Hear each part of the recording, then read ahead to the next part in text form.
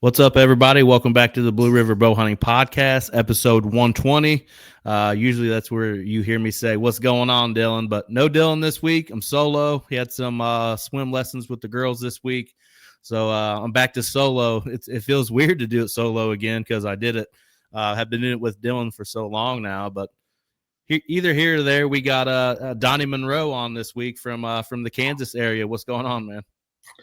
I'm just been working on a lot of projects this spring and, prepping, making some changes to a new property we bought last year and just trying to make it the best it can be and prepping for this upcoming season, putting in some switchgrass, some food plots, and then laying out my plan for the fall. So Awesome, man. Well, Donnie, for somebody that don't know you, introduce yourself a little bit. Yeah. So my name is Donnie Monroe. I grew up in Indiana actually, and grew up with just my dad, and we lived in a house trailer, pretty poor. And um, what got me started into hunting was actually my dad wasn't into it. I didn't have anybody really.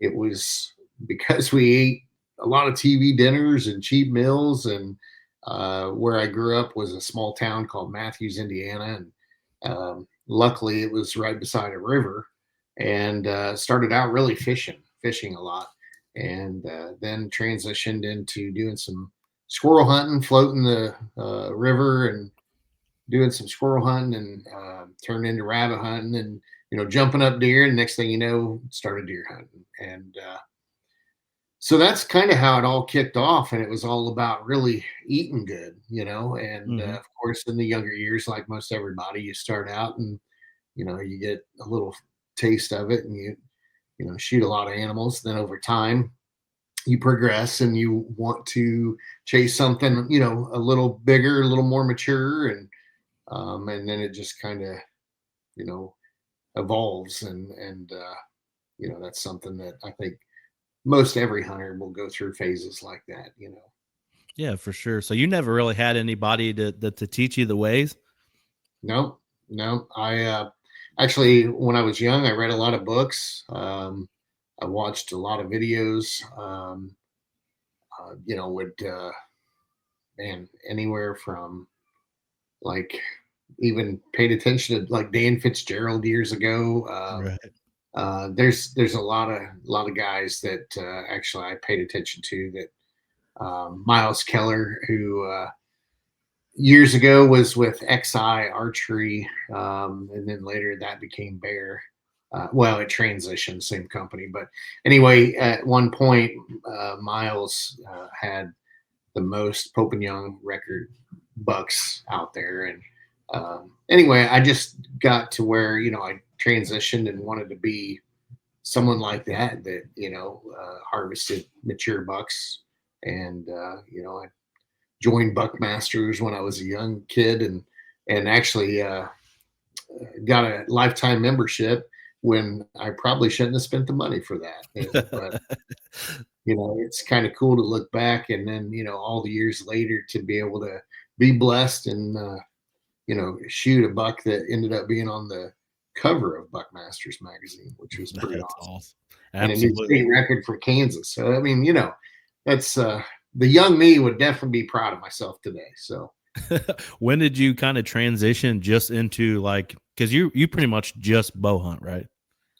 yeah, I mean, very rarely will I get a gun out. I've never killed a buck with a rifle. I've killed them with a shotgun, muzzleloader.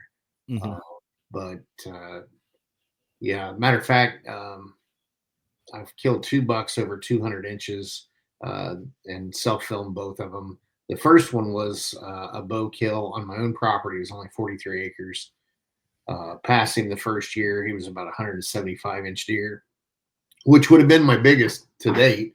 But I knew that this deer had the potential of really being something, and I just felt like it was worth the risk of passing him, because he really liked to spend a lot of time on my property. So anyway, I ended up killing him the next year and filmed him. But my second 200, I had fully planned to try to take him with my bow, but unfortunately, I wasn't getting the right wind, and where he bedded, it was really kind of tight corridors, and the opportunity just didn't present itself with the wind situation I had. So I thought, and I wasn't going to get the right wind for about a week, looking at the forecast. So um, I knew this buck was going on the neighbor's property in the beans, and I thought, man, I'd rather wrap my hands around him than the neighbor. So I went ahead and sighted my muzzleloader in and slipped in with my quiet cat and got kind of above where I knew he was transitioning through.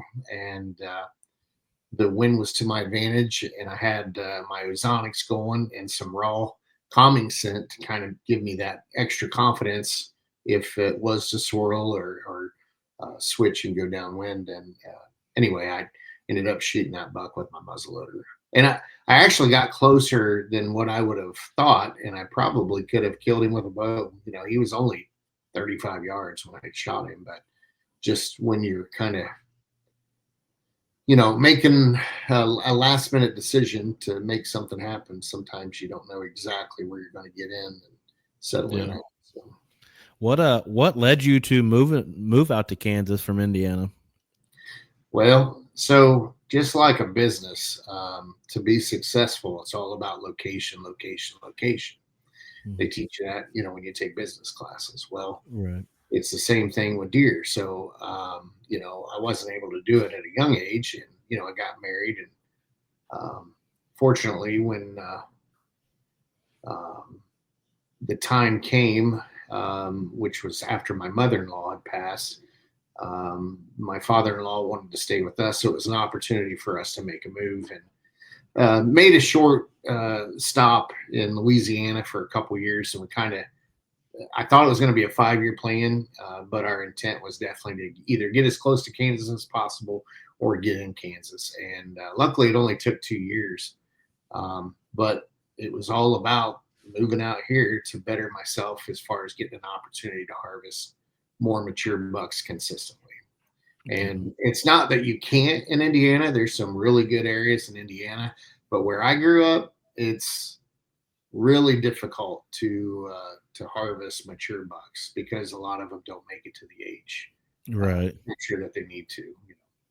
Yeah, there's a lot of hunters up that way. Well, the whole state in general, anyways. And then you have we have a lot of non-resident, maybe not so much up our way compared to southern Indiana, but definitely a lot of non-staters hitting Indiana now, especially after Dustin Huff killing that big one down there in Decatur County. And I mean, I was going to ask that later on, but I'll bring it up now. What's your thoughts on how your guys' draw system is for non-residents compared to over the counter? Do you like that? It limits the access for non-resident.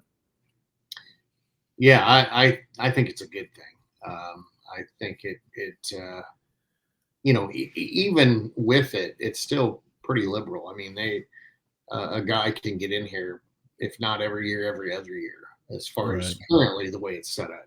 I personally think Iowa's really got it going on. It takes like 5 years, which is really best suited for the resident, which in my opinion it should be, right? I mean, you live there, you pay taxes there, you likely have property there, you buy stuff year round, so it should cater to the resident.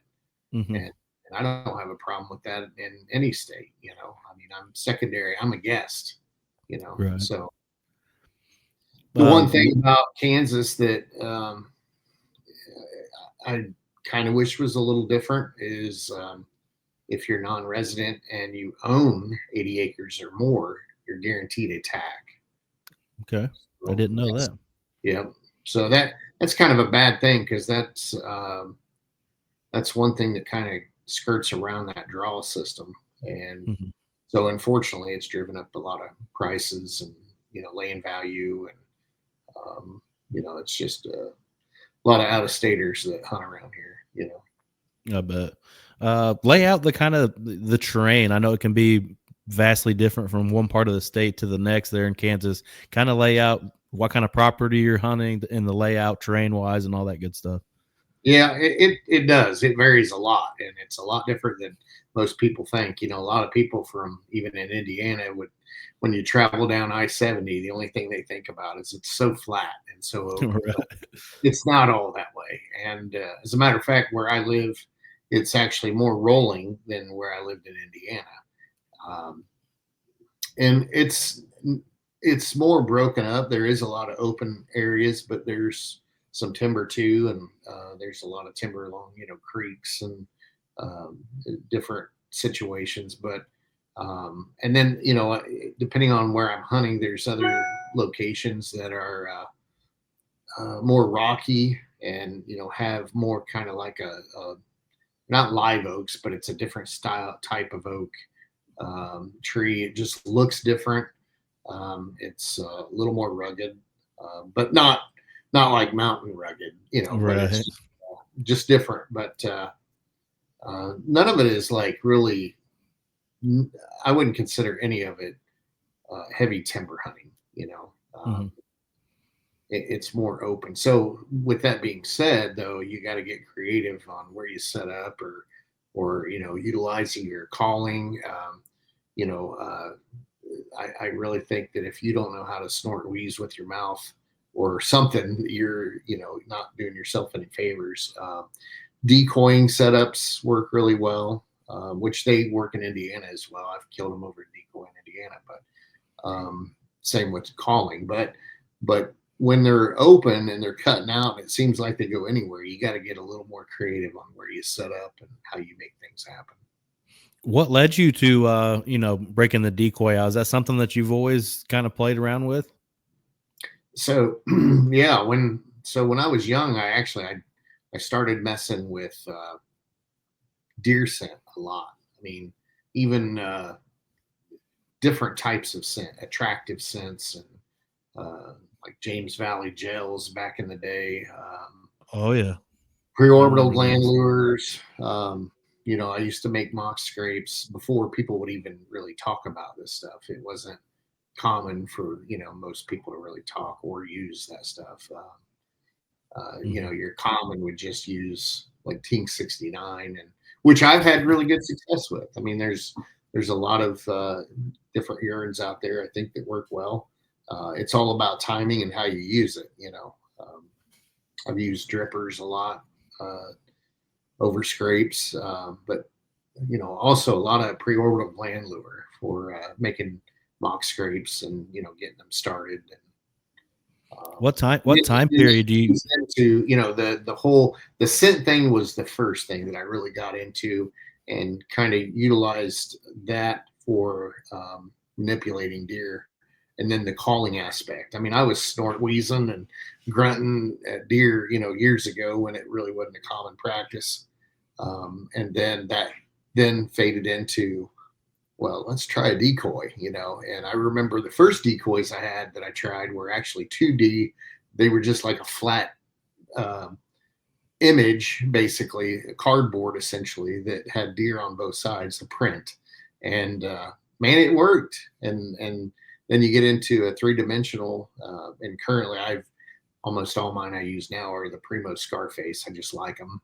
Yeah. They pack up. They're fairly silent, and they work good. They have pivots, but but yeah, it's all about manipulating a deer, and there might only be you know 2 to 3 times in a year that you actually see a mature buck that you want to kill. So if you see him in daylight, how do you get him on top of you when you're bow hunting, and how do you capitalize and kill him? You know, Right. so having all those tools in your back pocket really helps. And then having good tree stands that enable you to get into places that a lot won't, and that's why I use Novik stands. You can put them in about any tree that you want. They're quiet, they don't make noise, um, and it gets me in places that normally I wouldn't. Yeah. I noticed the decoy when that video with you and your wife, when your wife shot that one that bled more than I've ever seen any deer bleed before. Talk Yeah, about that buck a little bit. You said he was like what, 8.5 years old? he was. Yep, yep. 8.5 years. That deer wasn't. he was on that property a lot, but he didn't stay there all year. So, I had lots of trail cam video and pictures of him, and had seen him on hoof a few times, but um, yeah, he wasn't routinely in there, so we had to capitalize when he was, and yeah, it was one of those things where it's kind of wide open, and had I not had a decoy in that situation, we would have never killed that deer.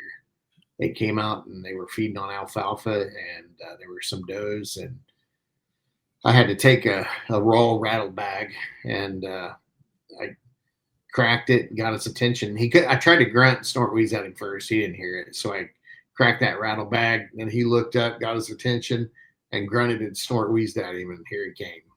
Yeah, it was And, pretty wild. yeah. He was tearing the ground up and everything right there. He was ready to rock. Man, the funny thing is I guess it kind of makes me laugh because I'm getting older, but he come across that field about halfway, and he meant business, and all of a sudden he just lost interest and went back to eating. So I had to grunt and snort wheeze at him again to remind him I'm over here and still upset with him. And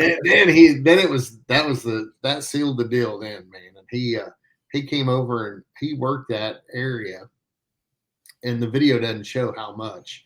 I mean, the way he was working that ground, there were dirt clods, I mean, just being thrown. And after we'd shot and we walked up to it, even Sherry was like, man, he made a big scrape. I mean, it was probably 3 to 4 foot wide, and I mean 3 to 4 foot long. I mean, he had worked that pretty good. It was pretty bare. Yeah, what kind of, I don't remember from watching the video because it's been a while since I watched that one. What did she shoot that with, broadhead wise? Well, I'll be honest, I had said, I had been coached to say a broadhead that was a sponsor, Right. but and I feel bad about that. And that's another reason that I just want to do my own thing and use what I want to use. And if I don't like it, I'm not doing it. And I feel guilty about that because I don't like to mislead people because I don't want to be misled, Right. So I have not really came clean on what that is. But in all reality, I'll let it go here, and I'll tell you, it was a Rage hypodermic. Wow, that thing was, I mean, literally the title of the video is Gusher, and that's exactly what it did. Every time he tried to breathe, it shot out 4 or 5 foot off of his body. I mean, it was pretty wild. Yeah, it was. Yeah, those heads are really good heads. I've got a lot of confidence in them. I've used them a lot over the years. I've used other things too, and I have used ones that when I was with one of the groups I was with, that I used the sponsored heads, and but with her, she wasn't really sponsored, and we used, and not only that, but they didn't have a mechanical one out of that crossbow. We couldn't get those heads to fly worth a darn. So, but yeah, Rage had caught a lot of nonsense over the years, I think, because people would push the blame on the broadheads, and the earlier ones weren't as good. But I'll tell you, those, in my opinion, and watching some tests too, those Rage hypodermics and tripans are a serious head to look out for a mechanical. Absolutely. Where do you fall when some people get so heated into that mechanical versus fixed conversation? Where do you fall in that conversation? Well, it's all about doing maximum damage to that animal, and I've kind of seen both work really well. If you shoot one in the shoulder, obviously you would probably prefer to have a fixed head. If you shoot one back in the liver and the guts, you'd probably want a mechanical. And there's some that are 3-blade 2-inch now, and the 2-blade 2-inch. I think personally, from what I've seen and what I've used, I think the 2-inch 2-blade of the two I just said, and I think there's some other ones that are really good too. Mm-hmm. But I think that and being sharp, I think are really some key components of making that a really good head. And the majority of the time, is it 100% foolproof? No, but the majority of the time, that head is going to take any whitetail down, and I think it's going to do a great job. And I think even from the testing I've done, back when I owned a bow shop for 20 years, we tested a lot of stuff, and that head, when the hypodermic first came out, we were shooting it in deer scapulas, and it was penetrating and busting through them. So, I mean, it's a good tip, and it penetrates really good. And I think for the majority of the time, it's going to get your deer if you have a decently placed shot. Mm-hmm. But nothing's foolproof. I don't care what you use, For sure. And I think on bigger game like elk or moose, maybe pushing towards a fixed, but at the same time, I've seen people use mechanicals for those too. So I think the biggest thing is shoot what you're confident in and what you like. I think there's a lot of good options out there, and if there's something you're using and you don't like it, try something else. But at the same token, don't always push blame onto the product.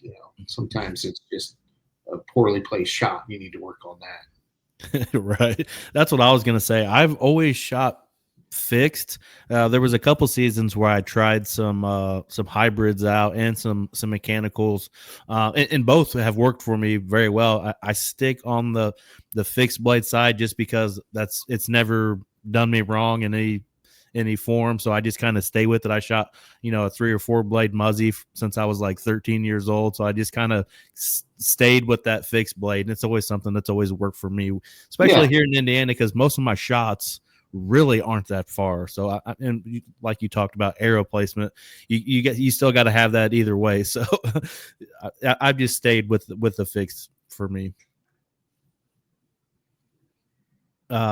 E-bikes. I heard you talk about your Quiet Cat earlier. This is my first year, getting into my first year with an e-bike. Got any tips or tricks for a first timer? Well, I mean, man, I'm telling you, and I really believe this. I think that is a game changer, and I've said it many times on social media, and I think people just think I'm promoting it, but it's not. Actually, I'm not even. At one time, I was sponsored by Quiet Cat, but I'm not anymore. I'm just doing my own thing, but I'll be honest, I don't care what brand it is. I think utilizing one is very good. It enables you to get in and out quicker. I think if you are to bump deer on the bike, I don't think that they're affected as much as if they catch you walking in or out.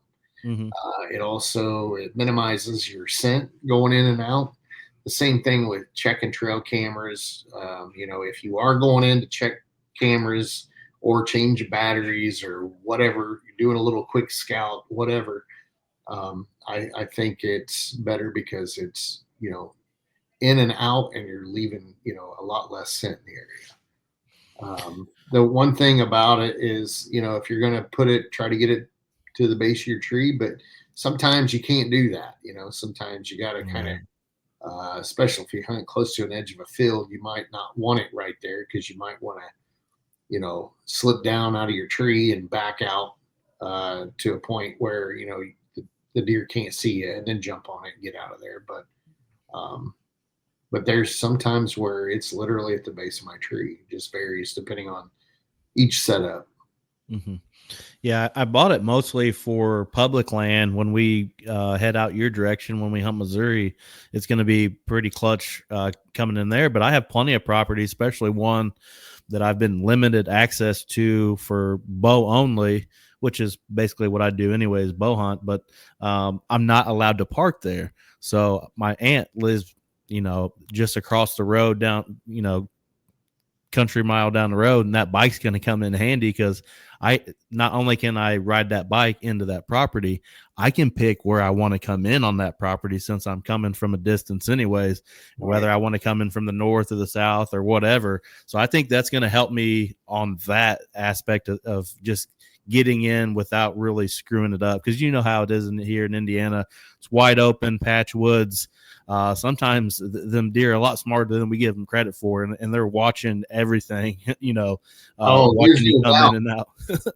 And I'll tell you, people, I mean, I like a car with some pipes, and even a truck sounds good with some pipes on it. But I'll tell you, I've never done it on my own personal, because of the fact that I'm telling you, those deer will key in on that stuff if you're in there consistently. Yeah. And when you're, let me rephrase it. We're not talking about deer. We're talking about mature bucks. And True. It's a whole different animal, So if you can keep from alerting them in any way or minimizing that, the better off you are. Now, when you go into, if you're driving in to set stay-ins or whatever, I don't think it's a big deal, as long as you're doing it in the daytime where, they're bedding and you're not getting close to where they're bedding and bumping them. But yeah, I mean, the other thing, what you kind of led on to, was parking somewhere else, and you can enter in anywhere. When after you start shooting a lot of big bucks, then you get, unfortunately, jealous people that start paying attention to you. Right. It's another opportunity for you to kind of park somewhere else and slip in there, and they don't know exactly where you're at, what's going on. Exactly. So yeah, there's a lot of tools around it. Even summer scouting, there's my wife and I have used it for using them to slip into a spot that would normally be a pretty long walk because of where we wanted to be, and you can slip in and slip out with that. I'm telling you, I need to be walking for weight reasons, but I mean, I get home a lot quicker than I used to, and if I'm not seeing something, or something doesn't seem right, like it ain't going to happen tonight, I'll put everything up and get out of there. And I want to get out of there as quick as I can without disturbing anything. So right. It definitely helps. For sure. What about, you hinted on a little bit there when you're talking about summer prep work and hanging stands and all that, but how exactly are you picking out your stand placements there on your properties in Kansas? Well, it varies. It depends on, each buck can be a little different. They have characteristics and personalities just like humans do, and you try to learn where they're at and what they're doing. If you're hunting a specific buck, and then obviously looking for areas that you can. The biggest thing is, can you slip in and slip out without being detected in an area, or at least minimizing that. Looking for opportunities for weakness on where they can slip through, where it might pinch them down, especially for bow hunting.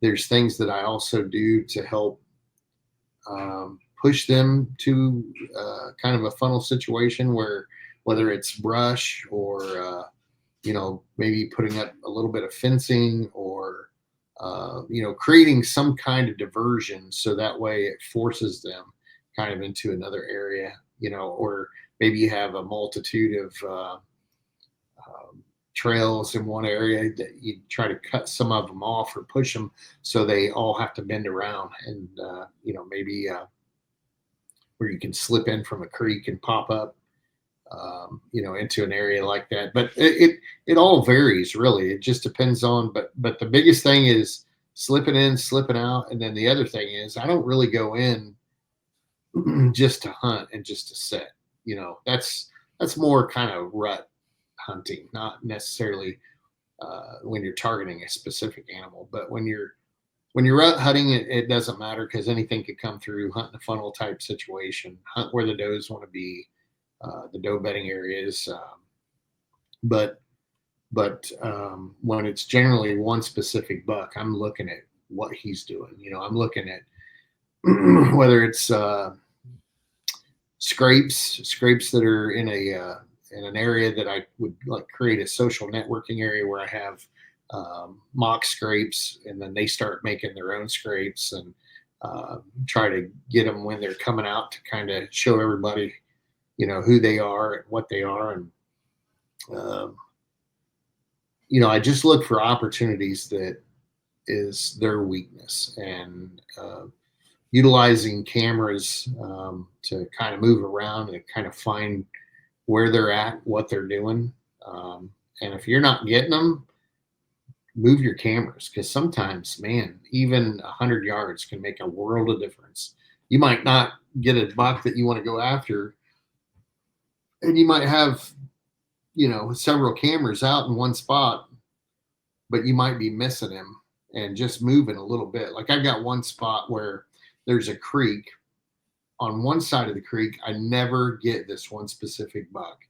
On the other side, I get him all the time.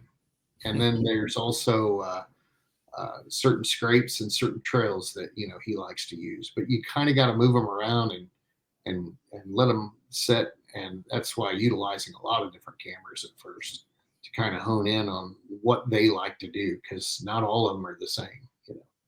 Right. So you're basing your stand placements basically off of movement of particular bucks that you want to go after. Right. I got you. Yeah. And I mean, it's different hunting now than what it used to be when I was younger, but pretty much now I'm trying to pick a specific buck or two to go after. Is there a particular age class that you're going for, or is it that now that you and your wife have killed multiple deer over 200 inches, is it something that is that your main goal, is just to get that kind of master class basically? No, not necessarily. I mean, even after I killed, it's more of a mature buck. And when I say mature, generally speaking, I'm going to be chasing a 5+ year old buck.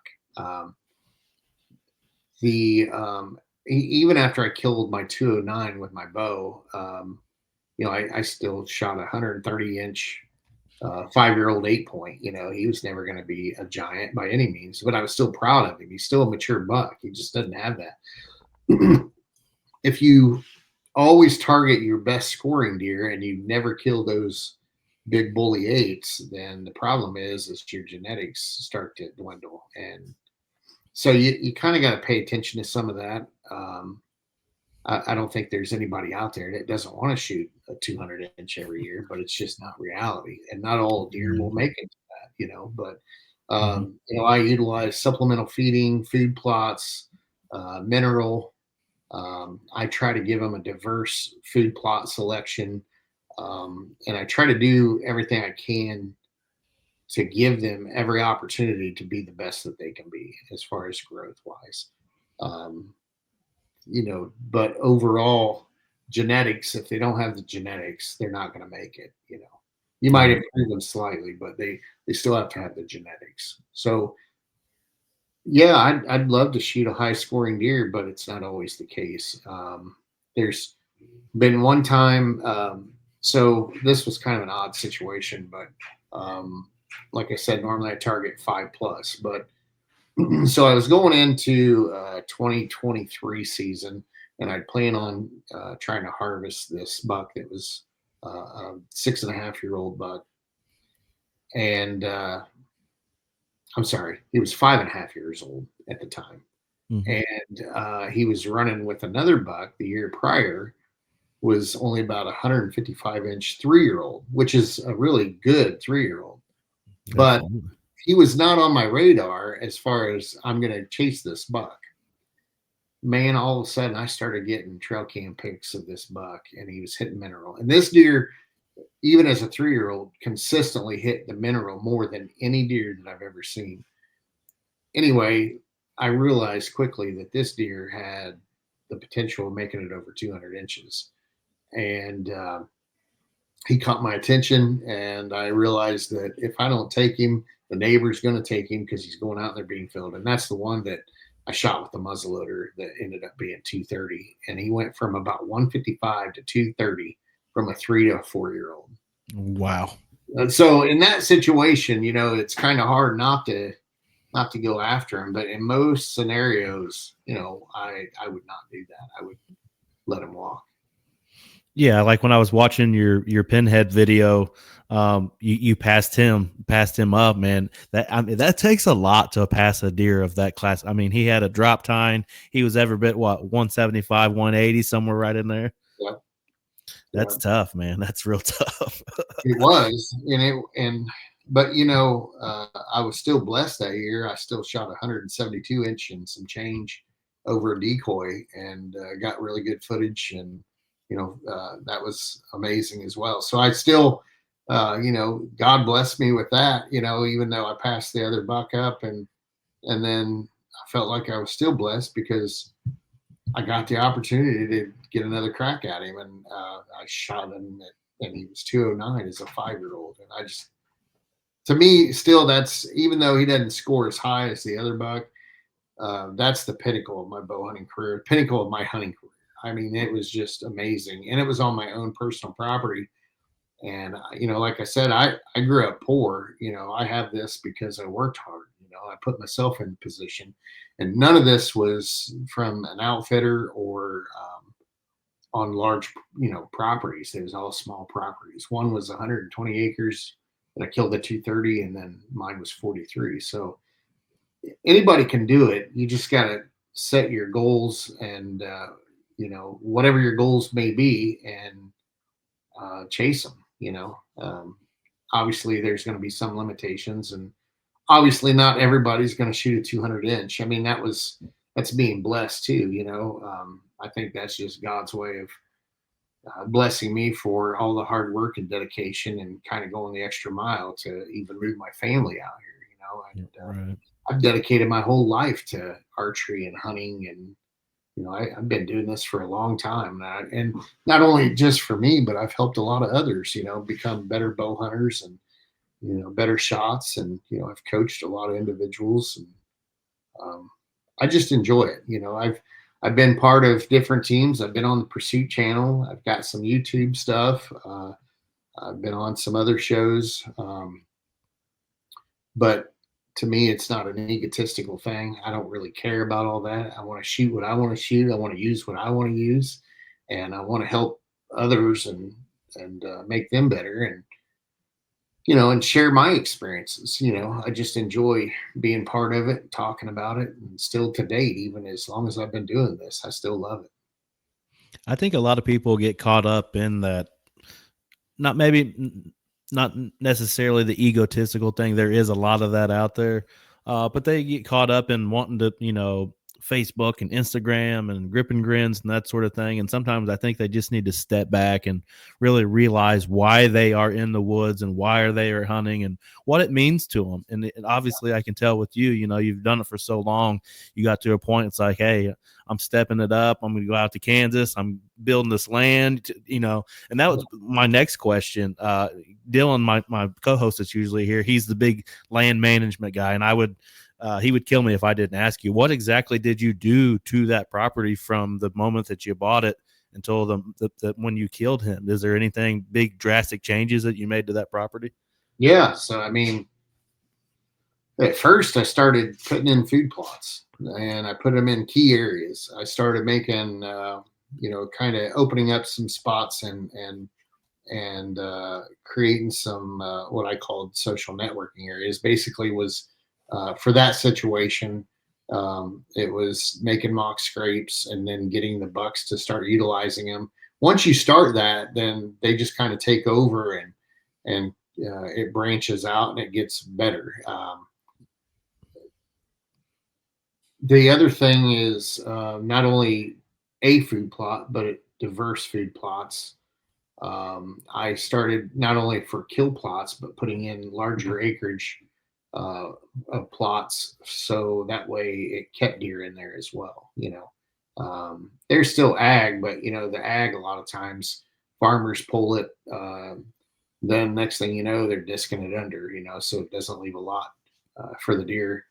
The other thing is, used to be a lot of switchgrass and big blue stem and CRP grasses around me, and one of the neighbors ended up taking and putting that into ag, and so I saw the lack of cover or reduction of cover, so I ended up planting some about 7 acres of switchgrass, and then I did a timber stand improvement, and then I also planted about 750 trees just on that small acreage. But since then, I've done other stuff too. I mean, there's properties I can't do anything with because I've got them leased or whatever, and I'm just not allowed to do that stuff. But on my own, I've done things like create structures so it, pinches deer down. I've planted not only small trees, but I've planted bigger trees. I've spent the money, and I would highly recommend that because I planted so many of those, like those 750 trees.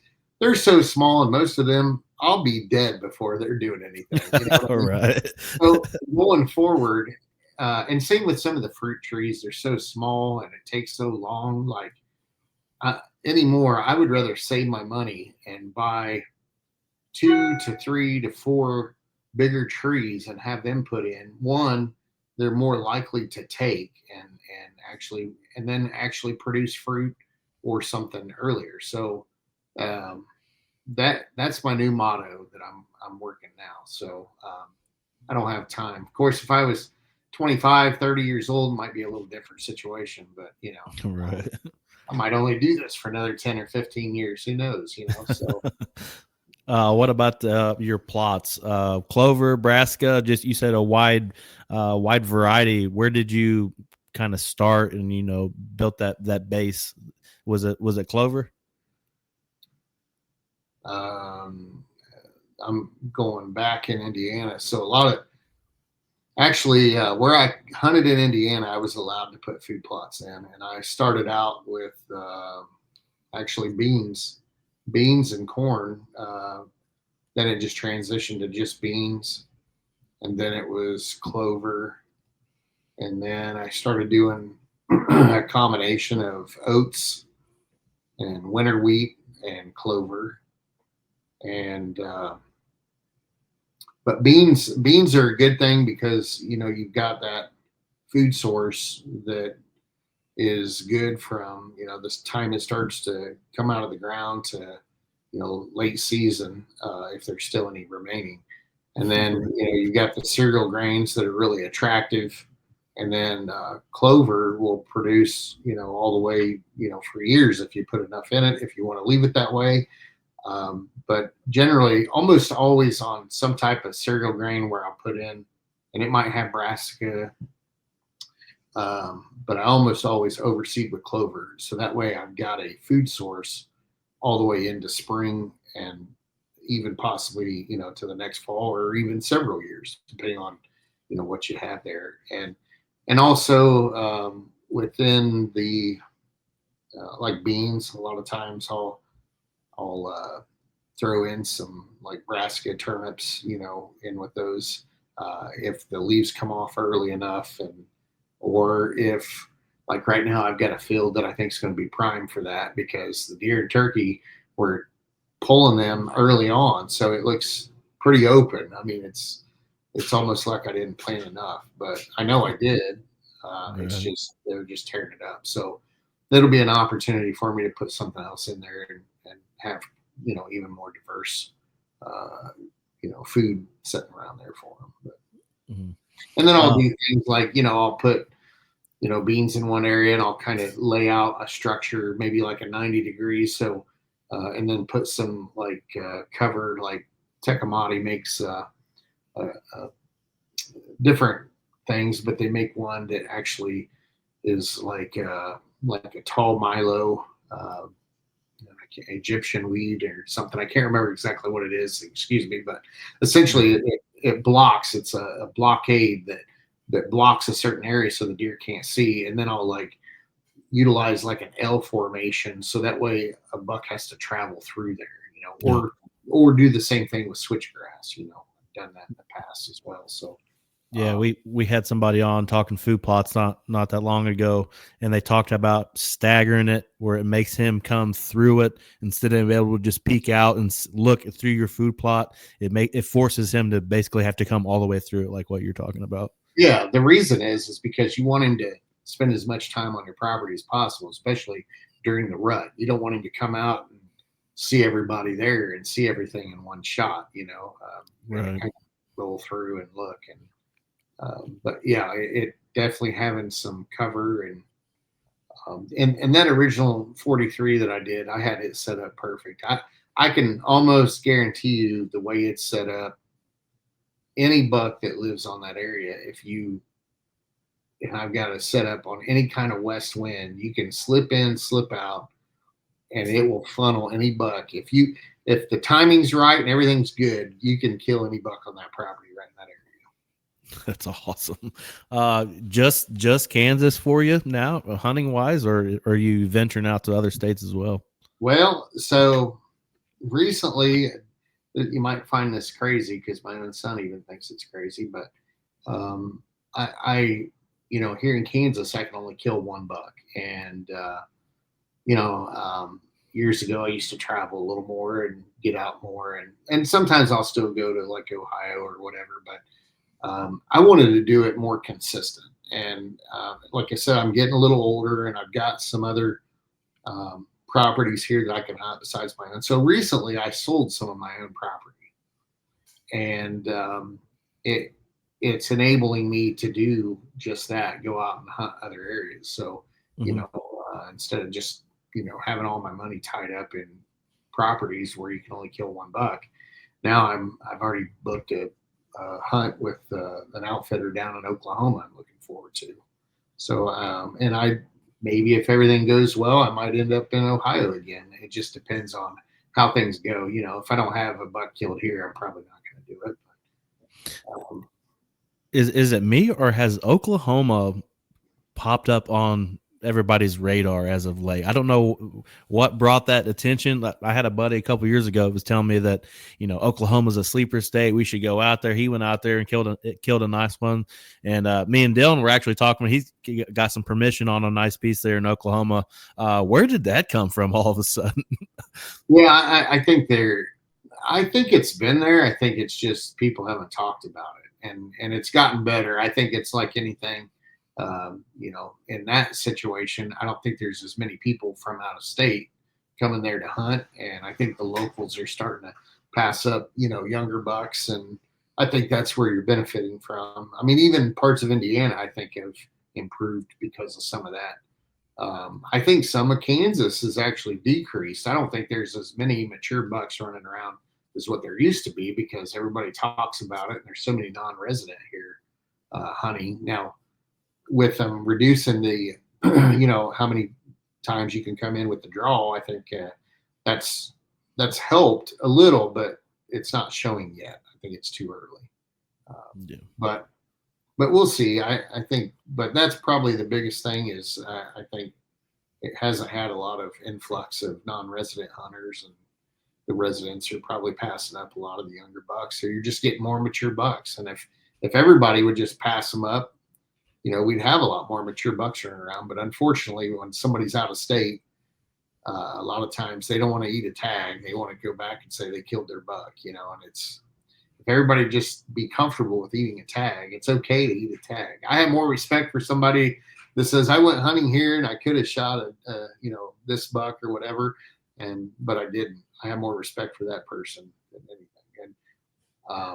But another thing is, they don't always have to be a 150, 160 plus. I mean, you could shoot a mature buck that's only 130 inches, 120 inches. It just depends on the scenario. And anytime you shoot a mature buck with a bow, in my opinion, you've done something. So, Absolutely.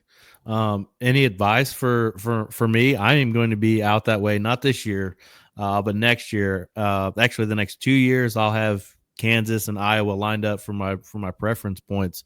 So, from somebody that used to hunt Indiana, going out there into the plains, what's some advice you can give me? if you could come out and do a little pre-scouting and try to, see if you can locate a deer, or if you're only coming out in the rut, locate a spot that has a lot of good sign that you can find maybe in a situation where a good funnel or something where you got a lot of good sign coming together, and get yourself in a situation where It just depends on the time of year. You know, if it's early, you want target a specific buck. If it's during the rut, I would try to hunt a transition zone that kind of funnels them. That's got a lot of cover and a lot of a lot of that old sign that kind of blends together. So I'm probably going to try to line it up where I come out there and I'm able to spend maybe like 2 weeks or something like that and have a solid 2 week stretch where I can hunt as much as possible. I'll probably have kind of a mobile setup as far as like probably be camping in the back of my truck and saddle hunting, or I'll bring some lock-ons and sticks. I'll have everything that I can possibly bring because I've never hunted out that way before. So it's all going to be new to me once I get there.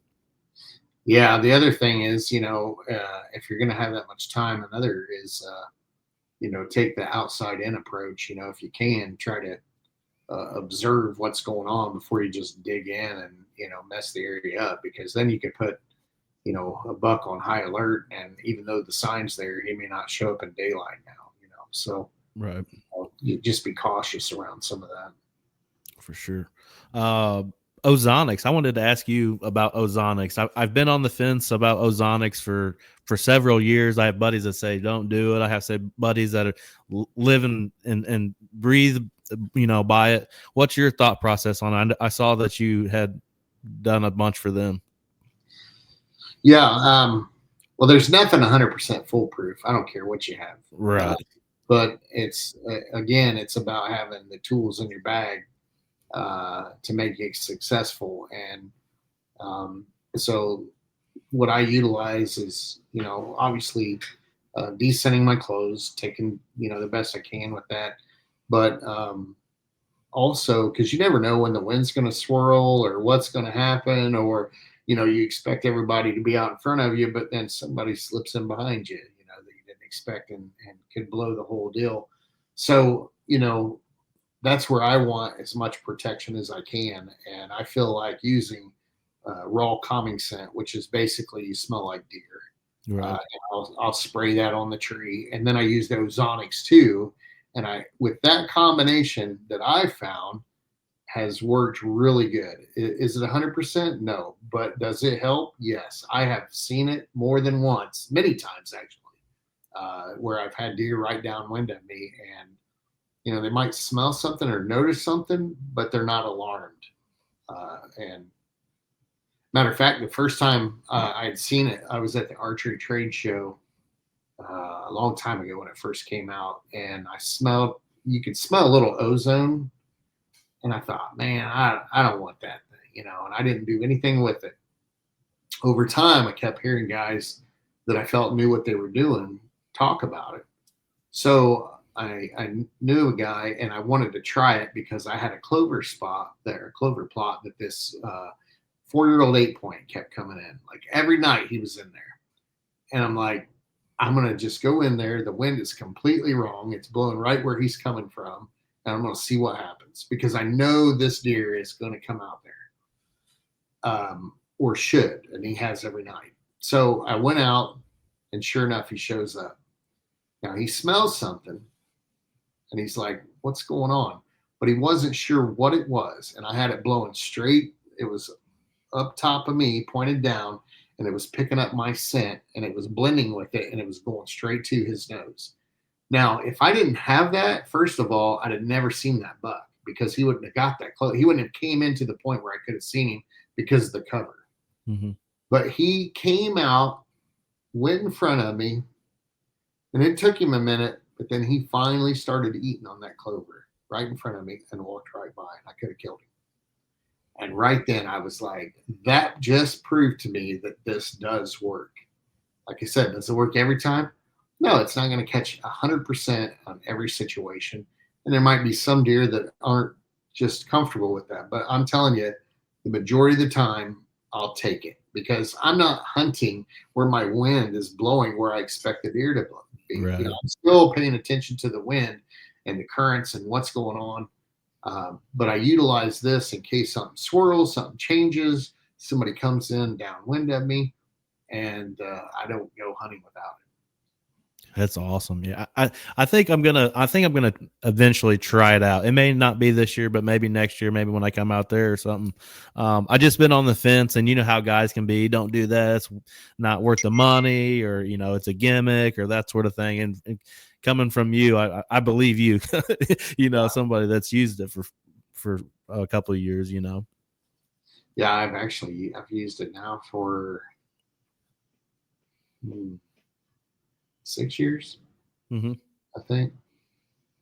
But yeah, I'm definitely a believer in it, and it's not about promotion. Like I You're said, right. Yeah. Yeah. I could be with different shows and different people, but if it's not something I believe in, I'm not supporting. I'm not going to be using it. If I think something else is out there that's equal to it, I might change or whatever. But I, for the most part, I'm at a point in my hunting career that I don't really care about. I don't care about a money aspect. If it's something I like and then they want to sponsor me, I'm all good with that. I mean, who Right. wouldn't be? You're right. But if it's not what I like, or I don't want to use it, I'm not going to do it. And I think there's a lot of good stuff out there. There's just certain things that I feel like are better, um, and to help me become a better bow hunter. Whether it's a certain bow with a certain setup that is, in my opinion, much more forgiving. And when I talk about forgiveness, I'm not talking about a bow that you shoot every day or every week and you're staying in there. I'm talking about a bow that in a setup that you can sit down for a month, pick it back up, and you're right in there. Now, maybe your group's not as good because you're floating more, but there's no lefts and rights. I mean, you're pretty much right in there, and then it's a matter of just tightening back up. Where that's not the case in a lot of situations, and unfortunately, a lot of people don't even realize that because they're dealing with target panic and don't have a clue of really how much it's them or the equipment. But I Right. can assure you there is a difference. What's a piece of advice you could give maybe a first time or real new to bow hunting? What's some tips you could give somebody? Find somebody local that it's not about their ego, but somebody that you've heard is very knowledgeable that can help you get set up properly, and picks. Hopefully, they lead you down the right road, but a lot of times it's kind of like the Chevy, Ford, Dodge deal where Yeah. whatever you use is what you want your buddy to use. So they'll kind of promote that way, um, but if you can find somebody that'll just be open and honest and pick something that's going to help you, and then get it set up properly for you, and then build confidence in your equipment, know your equipment, um, and tweak it until you have the utmost confidence. And if you have a problem with target panic, find somebody that knows about how to deal with that, and have them help you. I mean, if somebody's got some issues and they don't know who to reach out to, they're more than welcome to reach out to me. I'll give them some tips and help them out. Awesome. Well, I'll end it on one final question, but I've asked this over the last couple of years. But what's a bucket list hunt somewhere that you've never done that you want to check off that list? Well, in the past, I would have said moose with a bow. Hmm. I still kind of would like to do that, but I've elk hunted a few times and I've killed a few elk. I've killed a couple bulls and one cow, but I still haven't killed a big bull, and that's still probably the next thing that I really want to do as far as something different. I mean, whitetail is king to me. I just love it. But other than that, still killing. I think killing a big bull elk with my bow is probably the next thing. I mean, I've killed caribou, I've killed bear. Um, it's the caribou thing was really cool because it was an adventure. Um, Right. that was a very cool hunt. But I think having a big bull elk screaming at you and Yeah. or even if it's on a watering hole of just a big bowl, a big beautiful 6x6. I just think that would be amazing. That would be fun because it's kind of like the mixture of both. It's kind of like hunting, deer, but almost kind of like turkey hunting at the same time because you get to talk to them a little bit. Well, it's a lot like turkey hunting. The only difference is they can smell you. Right. Yeah, Well, buddy, I appreciate you hopping on here with me tonight and spending some of your time talking some whitetails, man. I really appreciate it. absolutely. Anytime. Tell everybody where they can where find you at and videos and socials and all that good stuff. Yeah, I'm on Facebook, Instagram. There are some shows if you search in YouTube, Donnie Monroe, you'll find some different stuff out there. There's some stuff from White Knuckle Productions, and there's a few things out there. I'm going to be working on creating a new format, a new YouTube channel that I'm going to put some of my own shows up on, and also try to utilize that to maybe put some tips and stuff in there to help some others, and maybe do some product reviews or something. I still work full time and I'm really busy with my job, but I try to put some of that stuff, maybe show some things on what you can do for your properties. But I like to share information and help others, and I like to, even if somebody has questions about self video, and how do you stay in tune with that, and how do you accomplish that? It's a pretty daunting task at times, but Absolutely. and then I'm currently I just started getting ready to work with. It's called The Search. Dylan, he's a good dude out of Ohio, and they asked me to join their team, and I'm going to be working with them and still utilizing what I want to use, but just seems like a good platform to put some more content out and enjoy a good group of guys, because I've had my share of those groups where it's egotistical issues and Not so fun. or all about just selling the product, and I'm just not about that. So That's awesome, man. Well, I really appreciate you coming on. Everybody go check Donnie out and all of his stuff. And looking forward to you creating your own YouTube channel and stuff going forward for sure. heck yeah. We'll see everybody back here again next week, episode 121 with John Ruiz from Crimson Trail. We'll see you guys again next week.